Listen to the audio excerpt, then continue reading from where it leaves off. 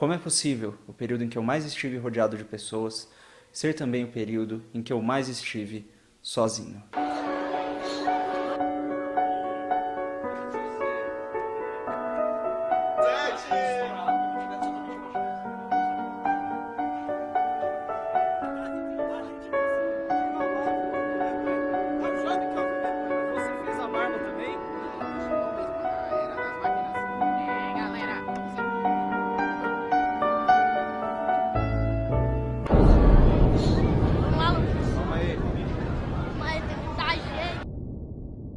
Os 2 últimos anos foram possivelmente os mais importantes da minha vida até agora. Foram os anos em que tomei a decisão de largar a faculdade e um estágio multinacional para tentar o sonho internetico. Foi o período em que eu abri a minha primeira empresa, fui para São Paulo, conheci gente que eu admirava desde a minha infância, fiz amigos, me meti em treta, meti os outros na minha treta, presenciei a autodestruição de pessoas que amava, matei meus ídolos, meu ego, me isolei e no fim saí uma pessoa provavelmente melhor. No fim das contas é uma história longa, e tirando algumas particularidades, nada especial. Sobre algo que você passa, já passou, e crescendo no ambiente em que a gente vive, provavelmente vai passar. E é exatamente por isso que eu acho que ela vale a pena ser contada. E não dá pra entender o que aconteceu nessa história sem entender o contexto, o nosso personagem e como tudo começou. E bom, tudo começou quando eu nasci. Eu disse que a história era longa? Eu nasci de uma gravidez não planejada entre esses 2 jovenzinhos crentes danados, dentro de uma família que não era necessariamente rica, mas que também não passava por nenhuma necessidade básica. Ambos tinham um histórico de disfunção muito grande. Um foi repetidas vezes espancado pelos pais durante a infância, e a outra foi psicologicamente abusada e quase que mentalmente torturada por metade da sua família materna. Não é de se surpreender que eles tivessem um monte de problema mal e completamente não resolvido, que no fim acabaram com seu casamento, e fizeram com que o fruto dessa relação crescesse em solo infértil, em alguns casos quase que envenenado. Depois do divórcio, meu pai ficou psicologicamente destruído, e por conta de como a minha mãe tratou as coisas, acabou se sentindo completamente inseguro, incapaz, tanto como homem quanto como pai, e se distanciou. E minha mãe, por sua vez, igualmente abalada, quase que se esforçava para gravar na minha jovem cabecinha a pior imagem possível que eu poderia ter daquele homem. Eu cresci sem qualquer exemplo masculino por perto, em uma casa em que as minhas vontades pareciam ser secundárias, e em que minha vida e existência serviam no máximo como consolo para sustentar a frágil vontade de viver da minha também psicologicamente abalada mãe. Sem qualquer guia moral, sem qualquer mentoria, passando a maior parte dos meus dias sozinho. A criança tagarela e curiosa que eu antes era, foi aos poucos se tornando um adolescente inseguro, deprimido e solitário. Socialmente inepto, que não só não se entendia, como não conseguia entender também absolutamente nada do que acontecia à sua volta. Ouvia constantemente dos meus professores sobre os meus privilégios, sobre a inerente opressão que eu exercia sobre as pobres mulheres, minorias e até sobre a minha própria mãe, pelo simples fato de eu ter nascido com as características que eu nasci. Você não precisa concordar ou discordar dessa afirmação para pelo menos tentar entender o quanto esse tipo de coisa pode causar uma impressão forte na cabeça de um menino, né? Menino esse que também ouvia como todos esses problemas poderiam ter sido literalmente abortados da existência, e que, como consequência, sentiu uma crescente mistura de medo, angústia e raiva dos seus conterrâneos e da sociedade na qual vivia, e de certa forma, de si mesmo. Para não correr o risco de incomodar nem oprimir acidentalmente ninguém, eu cresci aprendendo a suprimir todo e qualquer impulso que fosse considerado tipicamente masculino. Aprendi a camuflar as minhas vontades e emoções e a mentir sobre quem eu era e o que eu sentia para servir da forma mais eficiente possível ao meu propósito de encosto emocional de mãe solteira. Eu escapava, passava o dia todo me refugiando em meio a jogos, animes e fantasias internéticas. Passei a minha vida toda construindo um personagem de mim mesmo. O personagem menos incômodo, mais carismático e mais conveniente que eu conseguia criar. Na ausência de instrução paterna, eu fui educado por um mundo que não necessariamente gostava muito de mim. E meus melhores amigos eram personagens fictícios e figuras internéticas que eu nem ao menos conhecia. No mundo real, à minha volta, eu só enxergava caos e destruição. Nenhuma autoridade adulta parecia feliz ou realizada, e nem ao menos parecia saber se sentir feliz ou se realizar. A mediocridade era a norma. Com o tempo, o escapismo em jogos já não era mais o suficiente, e eu passei a procurar outras formas de escape. E assim, Depois de 18 anos aprendendo a escapar, mentir, camuflar e me esconder, tendo como os únicos ídolos e heróis figuras igualmente perdidas e desgraçadas, eu cheguei à maioridade. E decidi pela primeira vez tomar uma decisão que eu queria tomar, não a decisão que queriam que eu tomasse. Eu juntei as minhas coisas e quase que sem economia nenhuma, num impulso, eu me mudei para São Paulo junto com meu então amigo Wallace, munido de uma nova determinação por fazer as coisas funcionarem, sem sequer saber direito como elas funcionavam em primeiro lugar. Na pilha de roupa suja eu achei esse pacote de bolacha aqui. Tinha uma bolacha dentro e eu comi enquanto eu achei que tava gravando, mas eu não tava. Nós passamos por algumas dificuldades emocionais e financeiras. Eu lidei com tudo do melhor jeito que eu conseguia. Estava pela primeira vez aprendendo na prática como o mundo, pessoas e relações funcionavam. E de forma desengonçada fiz algumas das minhas mais importantes e queridas amizades. Tava murcha. Puxa o meu pau na tua boca. Eu trabalhei muito e consegui a validação de muitas das pessoas que durante a minha infância foram responsáveis por me dar o único fio de motivação que eu tinha. E apesar de todas as dificuldades e atribulações, as coisas pareciam estar finalmente funcionando. Se quer saber direito como elas funcionavam em primeiro lugar? Devido a motivos financeiros, eu e o Wallace decidimos que iríamos nos mudar de onde morávamos. Nos juntaríamos com um grupo de outros 5 colegas, alugaríamos uma casa grande para todo mundo e viveríamos lá, produzindo nossas coisas internéticas em perfeita harmonia. Parecia um plano perfeito, mas por motivos pessoais o Wallace não conseguiu ir. E eu, sem desanimar, fui sozinho, do mesmo jeito, pro meu novo lar, com os meus novos amigos. A casa não tinha espaço suficiente para comportar novos moradores de forma confortável, então eu passei alguns meses dormindo no colchão, no chão da sala e literalmente trabalhando no balcão da cozinha. As minhas costas estão sofrendo até hoje. Os dias eram rápidos e apesar da correria, no geral divertidos. As pessoas estavam sempre felizes e bem-humoradas quando estavam juntas, mas quando se separavam, a história era um pouco diferente. Durante meu tempo sozinho com cada um daqueles indivíduos, eles me revelaram muitos dos problemas que eles tinham entre si e não costumavam compartilhar uns com os outros. Eu tentei servir como uma ponte, ajudando um a se comunicar com o outro e tentando ser o mais prestativo possível para resolver aqueles conflitos. Mas eu tapava um buraco e outro se abria, eu explorava um problema e o buraco ficava mais profundo. Aos poucos, as máscaras que as pessoas apresentavam umas às outras começaram a cair. Ao invés de elas lidarem com seus problemas e resolverem eles entre si, os seus escapismos simplesmente começaram a aumentar. Mentiras começaram a aparecer e a se agravar, chegando ao extremo de acontecerem roubos e agressões físicas dentro de casa. Um conflito enorme, cheio de ações precipitadas e decisões erradas, que terminou com mais uma separação que eu não pude evitar. Cada um foi para um canto, e no fim sobramos só eu e meu estimado colega Ricardo, com uma montanha de trabalho para fazer e uma cacetada de conta para pagar. Apesar do trabalho árduo e das despesas pesadas, sem aquelas confusões todas, as coisas pareciam muito mais leves, tranquilas, e pareciam que de fato estavam sendo resolvidas. Mas a verdade, absolutamente nada tinha fundamentalmente mudado. E eu, especialmente, estava cometendo os mesmos erros de sempre. Nós costumávamos fazer muitos encontros com muitos amigos. Sempre tinha uma festa, um karaokê, um evento ou alguma coisa para ir. E era sempre muito divertido, todos pareciam fazer o seu melhor para mostrar sua melhor face um pro outro. Quase como se as pessoas estivessem se esforçando para entreter um ao outro. E eu, bom, isso era tudo que eu sabia fazer. Eu cresci aprendendo a me subjugar e agradar uma mãe emocionalmente instável. E também a entreter para não ser desprezado. Além de ter aprendido a demonstrar meu valor para conseguir trabalho por conta própria. Não, eu não estava fazendo planos e manipulando conscientemente as pessoas. Eu só estava literalmente reagindo à situação, fazendo a única coisa que eu sabia fazer e tentando agradar.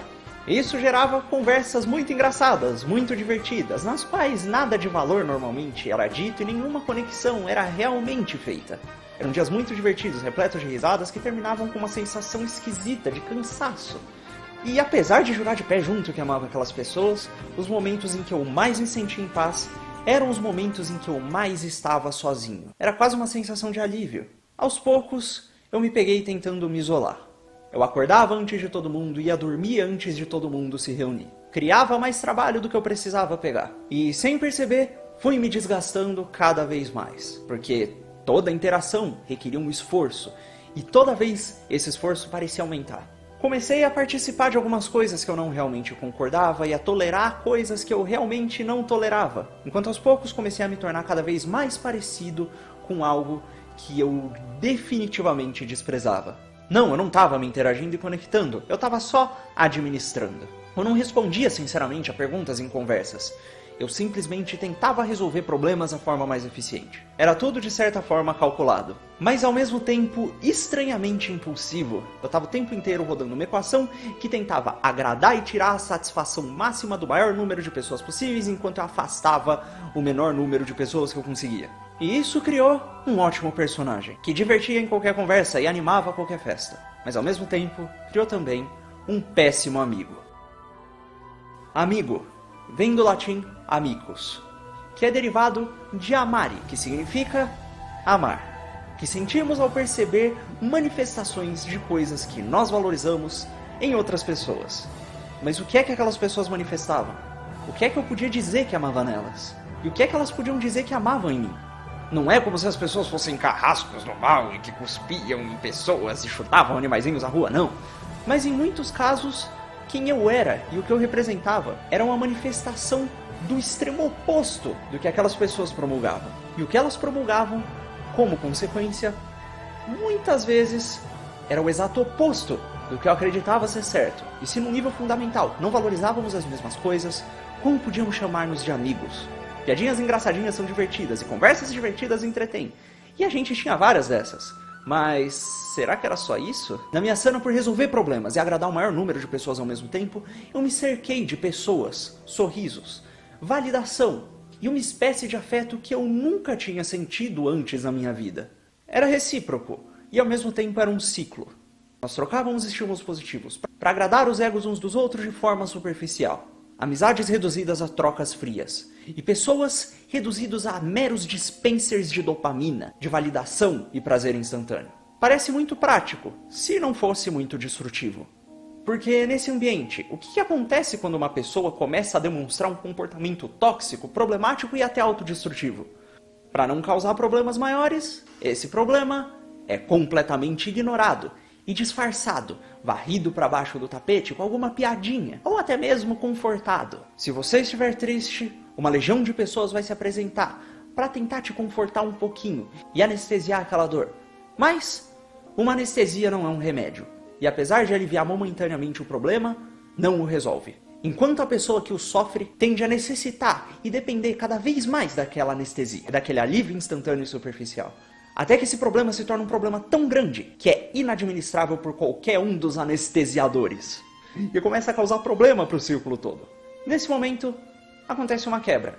E o problemático é desligado do círculo, carregando um problema agora muito pior do que ele tinha quando entrou. Sozinho, à sua própria sorte, sem qualquer ferramenta para conseguir resolver. Enquanto no círculo, todas as desgraças que cultivam esse tipo de problema e atraem esse tipo de gente continuam sendo continuamente promulgadas, com uma nova desgraça só esperando para acontecer. E era assim que eu estava agindo. Eu estava literalmente repetindo os passos que causaram absolutamente todos os problemas que eu tinha presenciado anteriormente. E estava aos poucos me tornando parte integral deles. Por conta do meu personagem intelectualizado, cheio de boa vontade que quer ajudar todo mundo, eu acabei me metendo em um problema que não era meu, pro qual eu não tinha sido convidado. Perto de mim acontecia uma relação quebrada, que pelo menos a minha visão era absolutamente destrutiva para todos os que tivessem envolvidos nela. E ao invés de simplesmente me distanciar dela, dar minha opinião e sair de perto antes que o estrago acontecesse para não acabar envolvido e me lascando junto, eu simplesmente olhei para a relação e falei, vou entrar de cabeça nisso aí, parece uma boa ideia. Não era uma boa ideia, especialmente porque eu não estava encarando as coisas como elas eram de fato.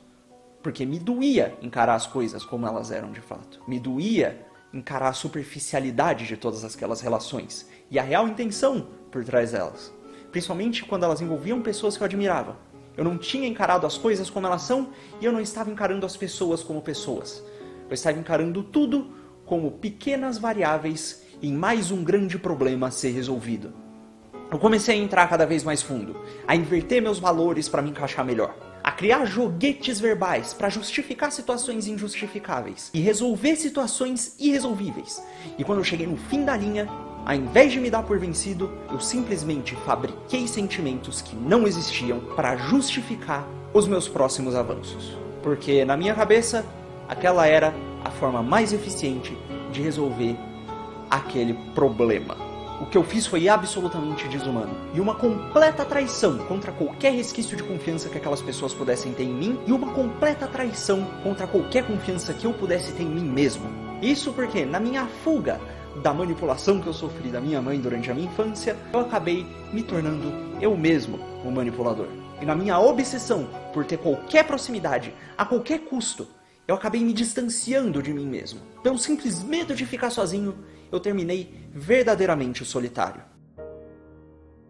Você já reparou que toda reunião de amigos precisa de um pretexto? Uma festa na qual tem álcool e música alta, um evento com jogos e atrações, um filme, um bar, sempre tem algo que separa as pessoas envolvidas em uma confraternização, que atrai pessoas para aquela ocasião, enquanto previne que qualquer conexão real entre elas seja realizada. O resultado é, pessoas que se conhecem há anos e nunca tiveram uma conversa real, sobre problemas, sobre coisa do dia a dia e sobre si mesmas. Relações, onde quando um olha para o outro, um não enxerga o outro. Ela enxerga a outra pessoa como um meio para atingir um fim. Relações meramente superficiais, em que um finge que se importa com o outro, enquanto um usa o outro como uma fonte de validação e um literal dispenser de dopamina, quase como uma maquininha de Coca-Cola.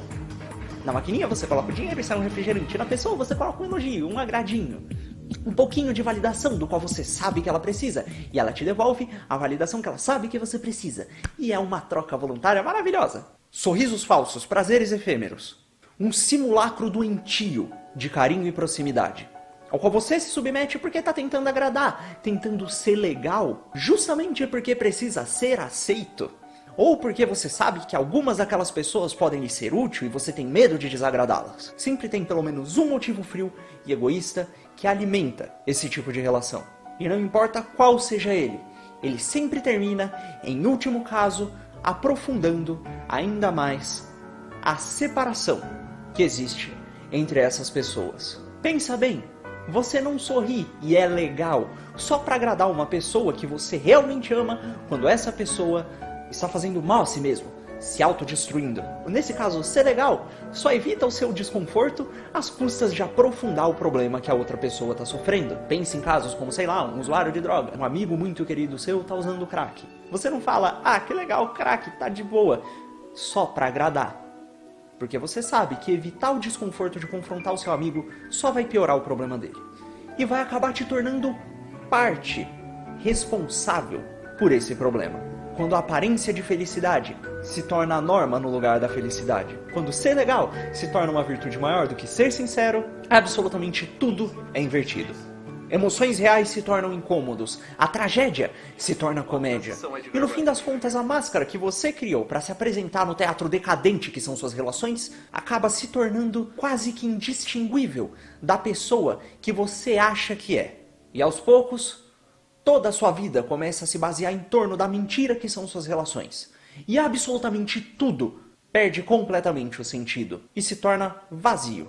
Quando relações não são sobre amor real e virtude, elas são sobre prazeres instantâneos. E por mais que não tenha nada de errado com eles, prazeres instantâneos são só isso. Prazeres instantâneos, que passam, são efêmeros e não tem nenhuma substância em si. Você deixa de ser um ser humano buscando virtude e se torna um animal buscando pequeno prazer atrás do outro, enquanto foge assustado de todo o desconforto possível. Isso pelo menos foi o que me aconteceu. Eu estava entrando cada vez mais fundo nessa, me tornando cada vez mais líquido e adaptável. E à medida que eu agradava mais as pessoas à minha volta, eu agradava menos quem eu realmente era. Eu não suportava mais estar na minha própria presença. Estar próximo daquelas pessoas era uma tortura, porque requeria um esforço descomunal para transfigurar quem eu era. E estar perto de mim, sozinho, era uma semelhante tortura, porque eu precisava estar perto de algo que eu desprezava e admitir que eu mesmo o tinha criado. Eu estava voltando com razão a detestar quem eu era e tudo que eu representava, e a sentir de novo o mesmo ressentimento e a mesma angústia. Da minha cabeça, era como se eu tivesse traído aquela criancinha tagarela e aquele adolescente deprimido que aguentaram tão firme para que eu pudesse viver. Por estar reproduzindo justamente o comportamento manipulativo que causou na vida deles todos os problemas que eles tiveram. E as pessoas que eu mais estimava estavam vendo, e não só deixando, como fazendo malabarismos, para continuar suprindo o mínimo de validação que eu precisava para continuar a fazer o que eu estava fazendo. Não, ninguém estava calculadamente, propositadamente sendo mal. Nem as pessoas, nem eu. Ninguém estava de propósito sendo um mentiroso. Até porque eu, pessoalmente, tive que me enganar e realmente acreditar na mentira que eu estava vivendo e que eu tinha fabricado antes de contar ela para os outros. E na maior parte dos casos, quem faz coisa parecida dificilmente faz intencionalmente. Mas quando é que as pessoas começam a fazer isso? Quando é que a gente perde a nossa destemida, ingênua, incômoda sinceridade infantil? Um bebê não tem medo de berrar e incomodar os seus pais que estão dormindo porque ele está com fome. Quando somos crianças não temos medo de demonstrar a nossa alegria, a nossa tristeza e até o nosso tédio. Rimos quando estamos felizes, choramos quando estamos tristes. E às vezes somos ignorados e até repreendidos. Somos muito cedo isolados, colocados na frente de entretenimento barato, para não fazermos barulho e não causarmos incômodo. Começamos a, sem perceber, replicar o que nós vemos nas telas. Aos poucos aprendemos que se chatear sinceramente só estraga o rolê, e que ser sincero só causa problemas. E, se não pararmos para realmente pensar, começamos a simplesmente seguir modelos baseados no que consumimos, limitados pelo que é considerado aceitável no círculo em que estamos inseridos. A aceitação toma o lugar da verdade. O parecer toma o lugar do ser. E tudo que tem dentro de você fica completamente vazio de significado. Aos poucos, nos distanciamos de quem realmente somos. Entramos de cabeça numa gigantesca artificialidade, em uma realidade fabricada, sem sequer estarmos munidos das ferramentas para perseguir o que é verdadeiro. As pessoas se sentem perdidas, não realizadas e solitárias porque realmente são. Vale a pena se distanciar de si mesmo? Viver na mais absoluta miséria? Só para conseguir a aparência de aprovação de quem nem ao menos realmente se importa contigo? Calma, eu não tô dizendo que você precisa sair por aí sendo 300% sincero e tratando mal pessoas que não concordam contigo e que não buscam as mesmas coisas que você. E nem passar a detestar essas pessoas. Só precisa ser sincero consigo mesmo em relação a isso. Você tem uma relação de interesse por motivos profissionais? Legal, não tem nada de errado nisso. Você não precisa tratar essa pessoa de forma fria e ser mal com ela. Mas você também não precisa tratar ela com calorosos abraços e fingir que ela é sua amiga. Isso é cruel e causa muito mais problemas e confusão do que resolve. Ao banalizar a palavra amizade, você se impede de ter amigo de verdade. E ao se cercar de relações vazias, você afasta completamente qualquer pessoa com a qual você poderia ter uma amizade significativa. Até porque esse tipo de pessoa costuma ser literalmente expelido e quase que naturalmente afastado desses círculos. Isso quando ela se aproxima deles. Toda essa experiência me ensinou algumas coisas. Me ensinou que eu tenho sim a capacidade de ser tão ruim ou até pior que as pessoas que eu mais condeno. Me ensinou que todo mundo é capaz de se enfiar com força no fundo do poço. E mesmo que com boas intenções acabar arrastando todo mundo que tá perto junto consigo. Não, eu não fiz esse vídeo pra me achar e pra mostrar a minha infinita sabedoria. Eu fiz esse vídeo como um alerta e como um pedido de desculpa. Um alerta para que você passe a ser o mais rápido possível, o mais sincero possível consigo mesmo. E como um sincero pedido de desculpa para todas as pessoas com as quais eu me relacionei nesses últimos 2 anos. Não tem absolutamente nenhuma justificativa para agir da forma que eu agi e para me comportar da forma como eu me comportei. Acabou a bateria, calma aí. Desculpa, eu não vou esperar a bateria carregar só para terminar. Enfim, não tem absolutamente justificativa nenhuma para me comportar da forma como eu me comportei e para agir como eu agi com absolutamente nenhuma das pessoas com as quais eu me relacionei nesses últimos 2 anos. E eu espero do fundo do meu coração que todo e qualquer problema que eu tenha causado seja revertido e que se qualquer um de vocês precisarem de qualquer coisa que vocês acham que eu possa contribuir, eu estou disposto a, dessa vez, de verdade, ajudar. Mil desculpas para todo mundo que se relacionou comigo de novo. Eu não estava sendo eu mesmo, eu não estava sendo sincero. E é isso aí, né? É nóis. Por favor, assiste de novo esse vídeo, pensa de verdade nele. Toda palavra foi meticulosamente escolhida e especialmente para uma coisa específica e tem um significado específico e tem muita coisa para desempacotar aqui. Então, por favor, assiste de novo. Me diz se você se identificou, manda esse vídeo para pessoas que você acha que precisam ouvir o que está sendo dito nele. E é isso aí. Muito obrigado e até depois. Dá like, se inscreve, etc. Coisa de youtuber, ninguém saco.